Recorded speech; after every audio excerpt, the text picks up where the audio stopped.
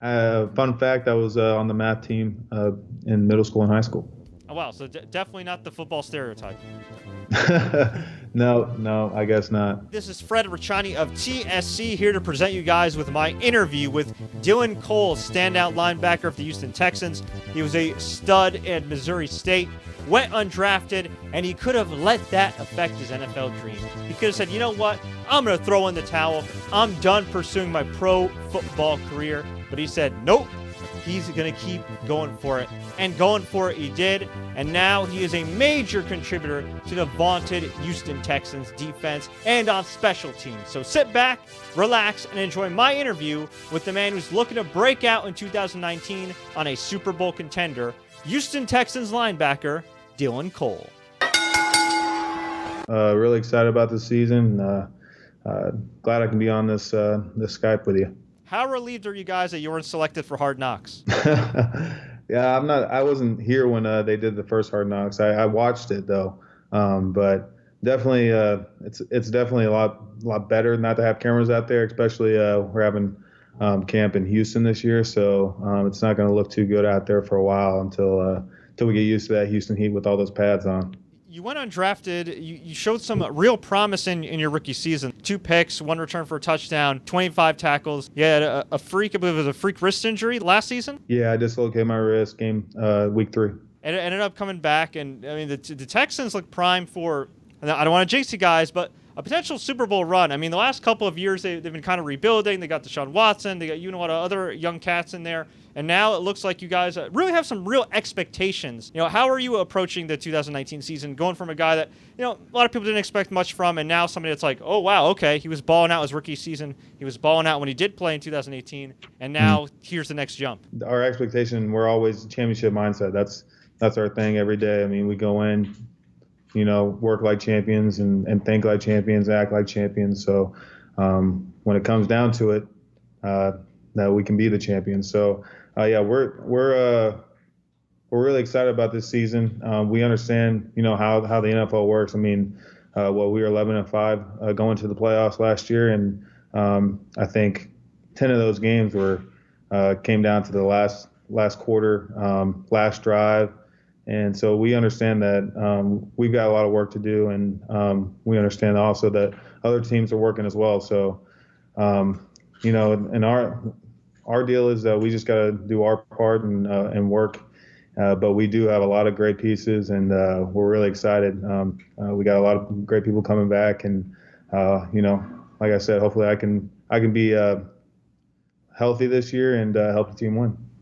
And you did go undrafted. Obviously, ended up making the team and being pretty successful in your NFL career so far. But initially, when you were undrafted, I mean, did your mindset immediately turn to, hey, no, I'm going to make a practice squad and then make the leap? Yeah. So my deal was I didn't even think about practice squad. I thought, I was a little angry with it. I was a little angry about the draft. But I mean, that's how it is. I think 600 people probably think they're getting drafted, and only 250.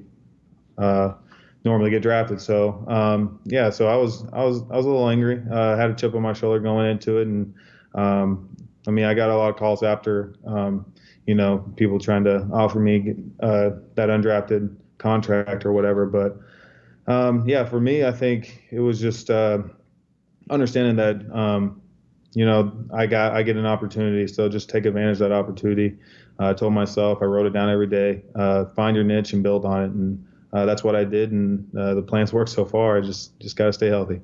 For sure, and I feel like the NFL and the sports in general is full of guys that, unfortunately, did go undrafted, but ended up making great careers. I mean, whether in basketball, whether it be in football and everything else. Yeah, there's plenty of names out there that you see go undrafted every year and make a great career out of themselves in 10 plus years. So. Definitely didn't discourage me all the way. I tell you, I was a little discouraged, but more than anything, I was angry and ready just to prove myself right. And when it came to the 2018 season, I mean, you started with some promise, and then you had that freak wrist injury. I mean, for you to be able to come back so quickly from that, I mean, obviously credit to your genetics and the medical staff and everything, but how'd you stay in there? Because for those that don't recall, before the Texans made the playoffs, they had a pretty rough start. I believe 0-4 before going on that epic winning streak. Yeah. So we started out actually 0-3, I think, and then we 0-3, went yeah, on sorry. a 9 game winning streak, and but yeah, I don't. I mean, basically, it was. I remember when the play happened or whatever. I knew it wasn't too good. I just told the trainers to tape it up as tight as they could. They were trying to examine me, and I was like, just tape it up. Uh, Luckily, got to end up finishing that game. I think if I would have had the my full hand, I think I would have blocked a punt that game. I just barely tipped it, but no, it. I mean, after that, I mean, basically, it was me just in the trainer's ear and OB's ear, just telling them, hey, when I can get back, I'm gonna get back, and whatever that looks like. I mean, if you guys trust me with one arm, then I'm willing to go back out there. So. Yeah, I had to play with the club for a few games, but that was part of it, and then I had to just play with the cast for the rest of the year. How do you get over an injury like that, or any kind of injury, really? Because we saw with Kevin Durant, unfortunately, with the Achilles injury, and Klay Thompson. I mean, there's always pressure on athletes in any sport, especially when the stakes are high. To play with injuries, to play through pain. For you, like, is it a mentality where it's just like, hey, if I get suit up, I'm going out there, or do you have to kind of strike a balance these days in the NFL? Yeah, I think you definitely need to find a balance, but with us, I think the names you said, Kevin Durant, Klay Thompson, myself, I think we're just a little, I mean, so competitive. The moment that we feel that we can even think about running around and being able to play, I think that's the time that we're willing to go out there. So at the same time, you got to be smart because you don't want to make anything worse or put bad stuff on film. So there is probably a balance, but I think with athletes in general, I think we're too competitive to not want to get back out there. So it's one of those things. How have you been able to adjust going from the college game to the pros and adjusting with, I don't want to say them legislating defense out of the game, but kind of changing what the definition is of defense? I think, on defense now, I think you just got to be a better athlete, faster, smarter, and just understanding what you're about to see from the offense. Because, like you said, the game's changed. I mean, we can't even, especially in the NFL, you can't touch them after 5 yards. So you got to be able to react and run with the receivers and tight ends and running backs that have developed over the years. I mean, running backs are basically receivers now, and tight ends are just a bigger target receiver. I mean, the tight ends we have nowadays are ridiculous. And now that you can't touch them after 5, it's tough, definitely tough. But it's obviously something that you just have to adapt and overcome. And I think that's when you just kind of have to be a better athlete and study film and understand what plays are coming and what routes are coming. So that it's a little easier on you to react, but you just got to adapt. What's the biggest lesson you've learned since being the pros from Bill O'Brien and that coaching staff? I think the biggest lesson is that that this is so. I mean, it's a game at the end of the day. It's a game, but the way that this game is nowadays is I can't just go out there and physically outwork and out talent everyone anymore just because everyone's kind of on the same playing field. So it's very mental. It's a very your mind's got to be sharp. You got to be focused each and every play. And so I mean, the amount of time that I've put into film and studying the opponent and studying myself is far more than I thought I would if you asked me when I was in middle school or high school or even college. And a lot of people have talked about, and obviously I'm not a football player, but a lot of people that have participated in both college football, pro football, and have analyzed both sports, they say that the college game these days in some ways is a little bit closer to the pro game than it used to be years ago. Going from Missouri State to the Houston Texans in the NFL, would you say that's the case, or do you still think there's kind of a big gap there?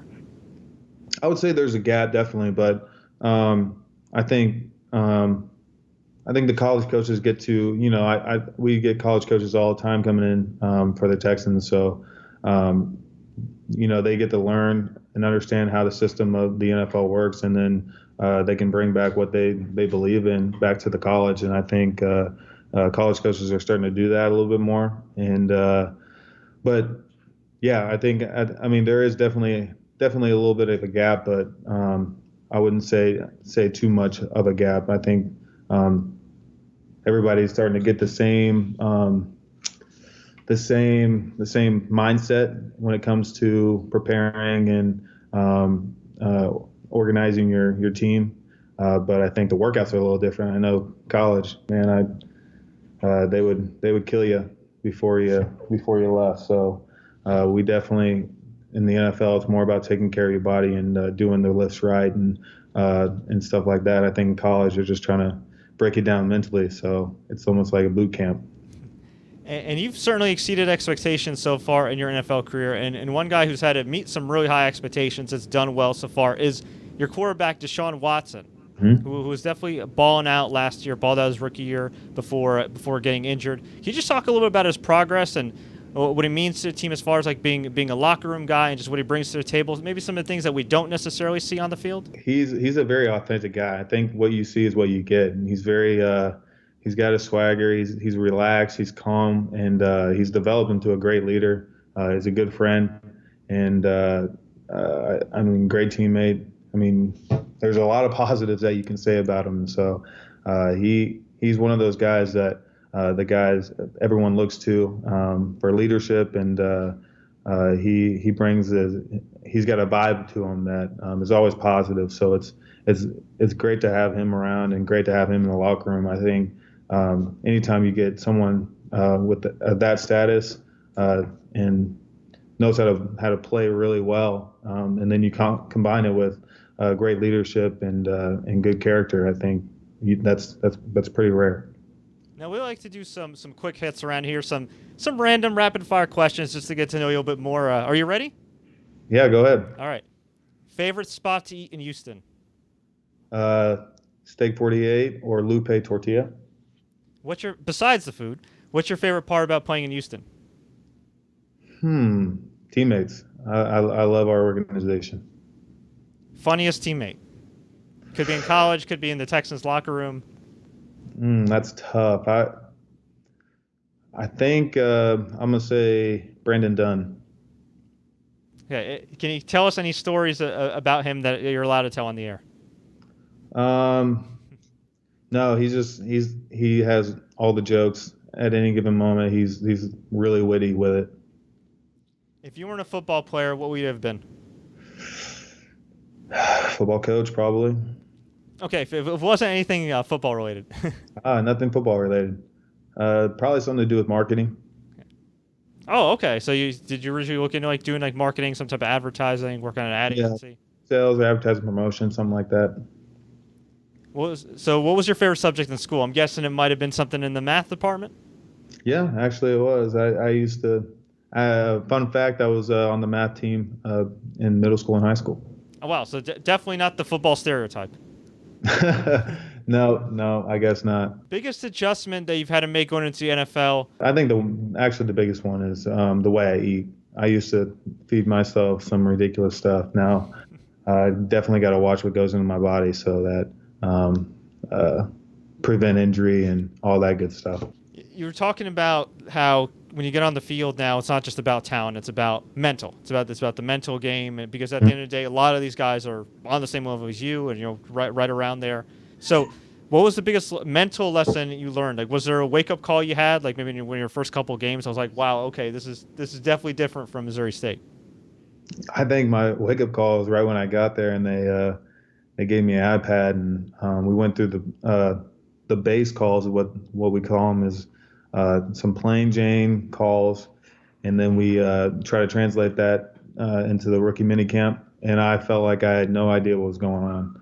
So it was a definitely a wake up call. I was up late hours and there early trying to learn the playbook, just the base call. So that was probably the biggest thing is like right when I got there, I saw the iPad and I was like, all right, cool. And then you get all these plays and it starts piling a little bit, and that's a pretty big adjustment because I mean the defense that we ran in college and defense that we run here is a lot way different. We'll just say that. Do you play Madden? I do, but I have not lately. What was it like when you saw yourself in the Madden game? Oh yeah, I would have friends send me stuff on Madden. I think my first reaction was that doesn't look like me, but other than that, I mean it's pretty crazy. I never really even thought about that growing up. I just thought about making it in the NFL, and then when you see yourself, well, something that's supposed to look like you, I guess. It's pretty cool. I guess I'm pretty decent on Madden. I guess since they gave me some decent speed, so apparently I get a lot of interceptions. Is it tough for even the players in the NFL to kind of understand like what the hell pass interference is at this stage? Yeah, I mean there's definitely people, if it's your team and it's pass interference is called on you, then we're thinking it's not pass interference. I mean, that's just how it is. If it's a close call, well, that's not pass interference. The other team is thinking it's pass interference. So I think it's all perception, and then I think we're getting pretty close with the catch. I do think we're getting pretty close. I think everyone understands when a player has control and either takes their 2 steps or has control of the ball. But I think pass interference, I mean, that's something that is, I mean, it happens damn near every play. So I can't. It's hard not to pass interference, but also there's offensive pass interference and stuff that happens with that. I mean, there's too much to go into it. So I think it's always going to be up for discussion, but I think they've done a decent job. Yeah, and at the end of the day, refereeing's a thankless job. I mean, it doesn't matter who you are in there. It's it's always going to be some. Oh yeah, you're always wrong. Exactly. When you're not playing football, when you're not studying football, when you're not talking football, what do you like to do for fun? It's a good question. I haven't done too much since I was about 6, other than sports or football. What do I do?